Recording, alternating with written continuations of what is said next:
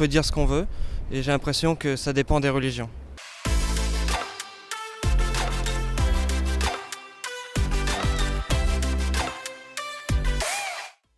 Est-ce qu'on a le droit de critiquer la religion en France? Alors, il me semble que légalement, oui. Mais après, c'est une question d'éthique, quoi. Moi, je pense qu'on n'a pas le droit trop de critiquer la religion parce que c'est un pays laïque. On a eu assez de censure par le passé, donc on peut dire ce qu'on veut et j'ai l'impression que ça dépend des religions.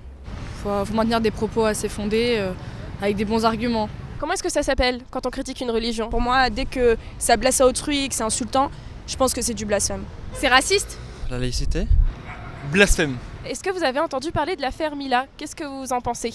Ce qui me gêne un peu, c'est que c'était une critique qui était assez ciblée sur la religion islamique, en fait, plus que sur toutes les religions en elles-mêmes. Je trouve que c'est dommage parce qu'elle est jeune et que ça va lui coller, je pense, toute sa vie. Est-ce que tu as un exemple autre que l'affaire Mila de blasphème? Toutes les affiches qu'on a eues sur Charlie Hebdo qui ont fait des scandales depuis quelques années à propos de diverses religions. Pas vraiment dans l'actualité, mais comme je disais, c'était vraiment l'affaire Dieudonné et ses propos antisémites. Est-ce que vous savez comment est-ce que le blasphème est encadré par la loi en France? Non, ça pas du tout par contre.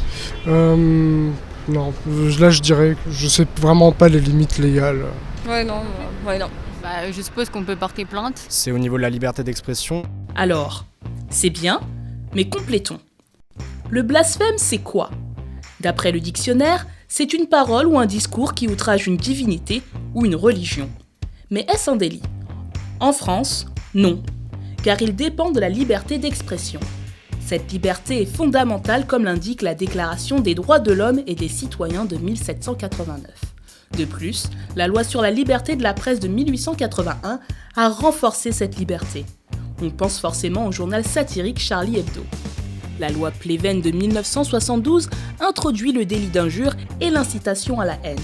Cette liberté est donc délimitée. Pour faire plus simple, nous avons le droit de critiquer une religion, ses figures et ses symboles.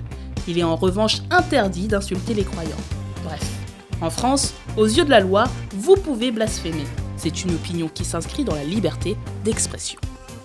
Maintenant, vous savez tout. Et à part ça, L'actu de la semaine, là, actuellement, là, le coronavirus. Ouais, c'est ça, Corona, quoique, ça c'est un peu...